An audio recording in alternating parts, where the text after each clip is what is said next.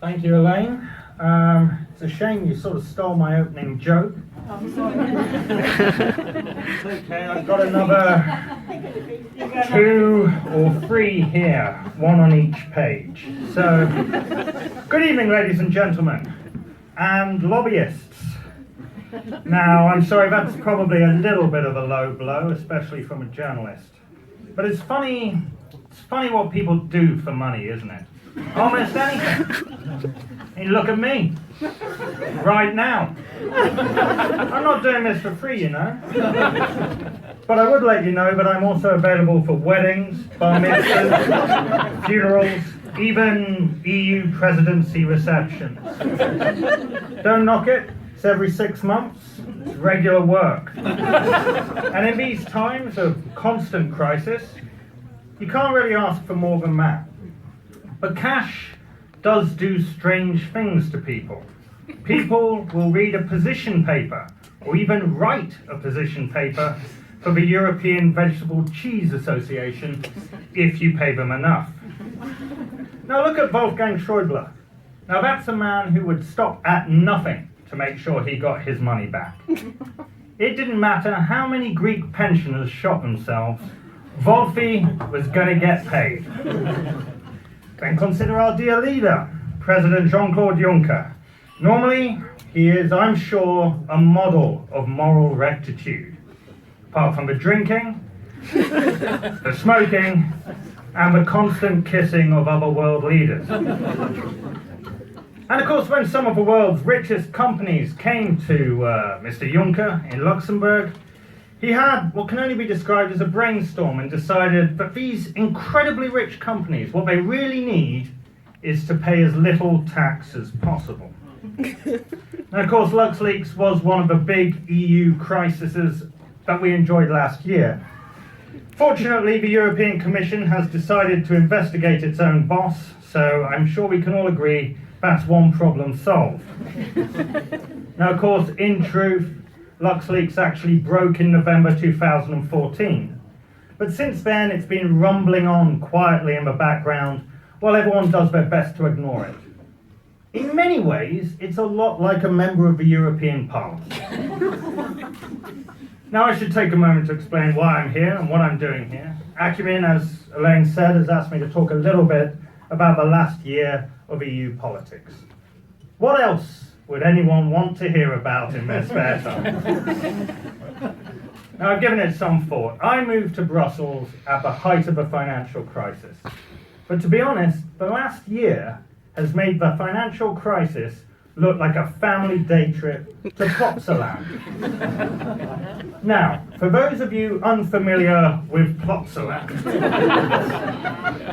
it's a Flemish theme park based on a Flemish children's cartoon series on the Flemish coast. Now, if any of you haven't heard of it, I guess that's why they call it the Brussels bubble. But I tell you, if the Belgians ever do get sick of all the expats and turn on us, knowing what Plopsaland is could very well save your life. Anyway, back to the matter in hand. 2015, a year of crises. We had the Brexit crisis. We still do. The migration crisis. We still do. The terror crisis. We still do. A global warming crisis. And I have to say, COP21, which I covered, was like a European Council on steroids in national dress. And of course, we've also had the Greek crisis. Yes, ladies and gentlemen, it was an annus horribilis, or should I say, a Janus horribilis. I thought that was quite good.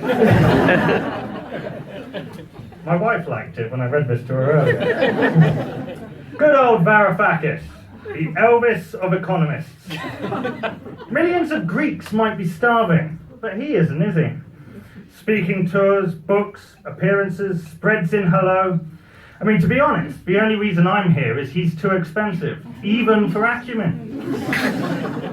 But Syriza really did love an election, didn't they? I mean, but all credit to the Greeks. Every referendum, every election they held last year, turnout went up. In In contrast, every European Parliament election since the first, I think the turnout has gone down and down. So maybe the solution is more Parliament elections. The only problem is we'd probably end up with a Front National, UKIP and Pegida coalition. Still, maybe not such a bad idea if Donald Trump becomes US president.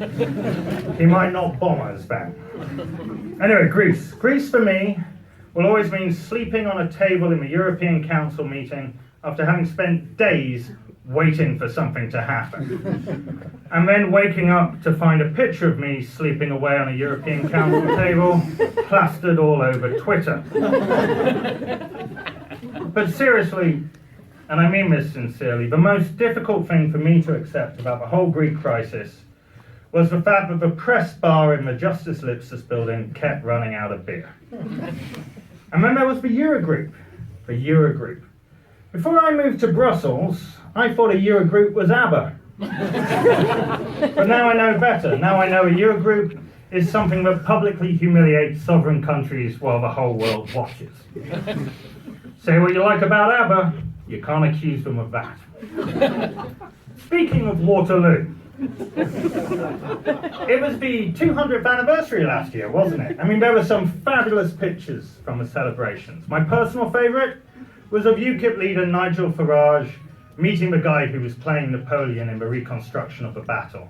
I used it at work. I came up with a fantastic headline, if I do say so myself. Short, power-mad dictator meets Napoleon. Anyway, Greece. Greece dragged on, but Europe found a way, finally, to avoid Brexit. And we all took a deep breath and we looked forward to a well-earned summer break. A break that was totally ruined by the migration crisis. Now look, there's no denying this is a horrible human tragedy. But one of the problems with working in Brussels is your brain gets stuffed full of regulations, directives, comitology, trilogues, and it's easy to lose sight of the human cost. Especially after what has to be a record number of summits. And not just any kind of summits, emergency summits. We had a lot of emergency summits. Problem with those is, the first time you call an emergency summit, everyone is kind of impressed. When you have the fifth, people start asking just how many emergencies the council president can get away with. You can't help but get a bit blasé. It's the boy that cried wolf syndrome. If every summit is an emergency summit, how do you know what is really an emergency summit? But you can't have Tusk saying, this is the really, really, really big emergency summit. I mean it, guys, really. It's just not seemly. Now, one of the major contributing factors to the migration crisis is the civil war in Syria, a war that's made Turkish President Erdogan very influential. And to be honest, I haven't seen EU leaders bow and scrape so low since the Chinese came to Brussels with their big suitcases of money. Sorry, it's their bulging suitcases of investment in the real economy. Unfortunately, all of the attention seems to have gone to Erdogan's head. He started shooting down Russian warplanes. And to be totally frank, on the list of things you don't want NATO members to do, that is pretty near the top. Fortunately, some EU countries have hit upon a brilliant way of solving the migration crisis, stemming the flow. And I'm not talking about the obvious Orban solution of just sticking up fences. And by the way, wasn't it fantastic when Juncker greeted Orban with a cheery hello dictator and Nazi salute? That was a moment for I loved that.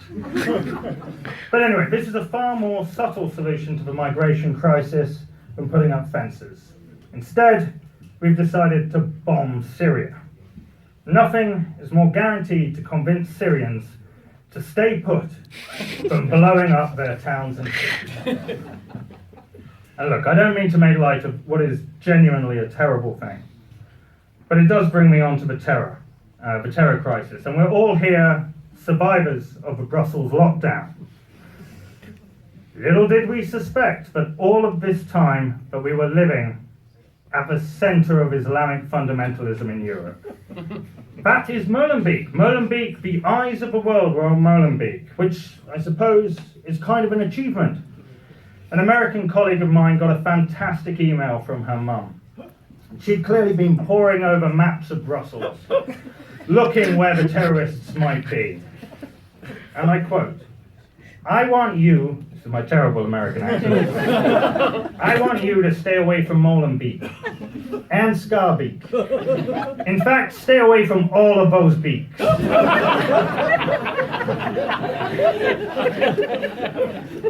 Yes, lockdown. Such was the fear that we suffered. We cancelled the weekend, we cancelled New Year, we nearly cancelled Christmas. And it was scary, you know, we had soldiers and armoured vehicles on the streets of Brussels. We still do. But again, I'm beginning to get used to it. You could park a tank on Avenue Louise now. I wouldn't even raise an eyebrow. I just nod and go, "Oh good, Ino's safe." But I was on the Christmas market, and there were young soldiers walking around with huge automatic weapons, and one thought got stuck in my mind. The thought was, when was the last time that the Belgian army were actually in a firefight? And that guy looks too young to have been in Afghanistan.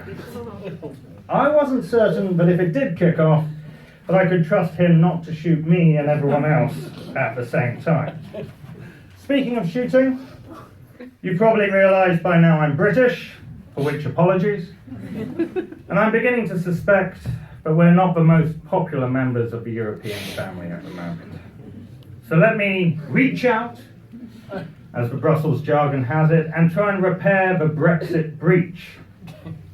So, the greatest thing which has happened in Brussels last year, Marks and Spencer's has opened.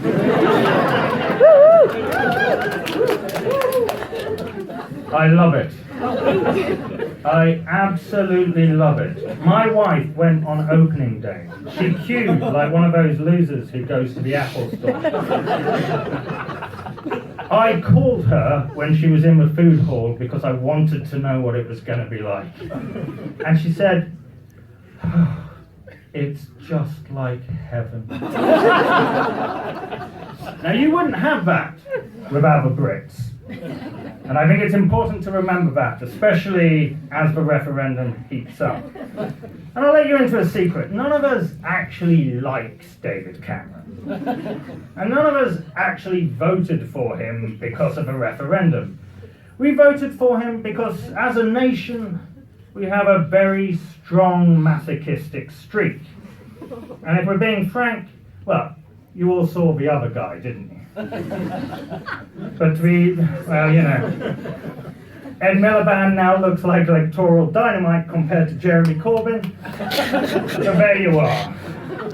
I mean, I wouldn't mind so much the whole issue of EU reform, but it's not like Cameron is even really asking for that much. You compare it to the opt-outs that Britain and other countries already have, and it's very, very small beer. It's actually embarrassing. But I am a little worried about Brexit. If it goes the wrong way, I could be in a difficult position. I suppose I could be deported. But fortunately, I have a plan.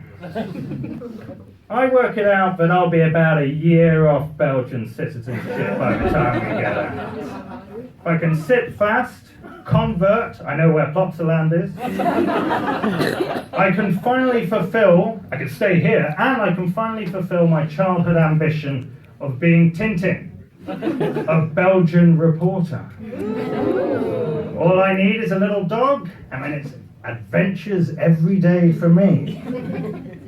Ladies and gentlemen, I want to thank you for your attention during this whistle-stop tour of the last year in Brussels. And I ask you to join me very quickly in a round of applause for our host, Acumen. Congratulations on 5 very successful years.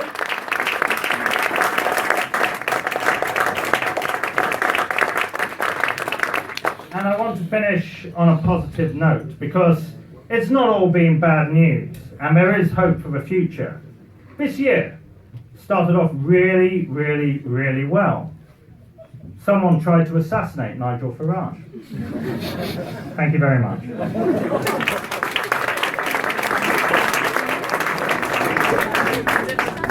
Thanks very much, James. You were pleased to know that that ends all of our pontification.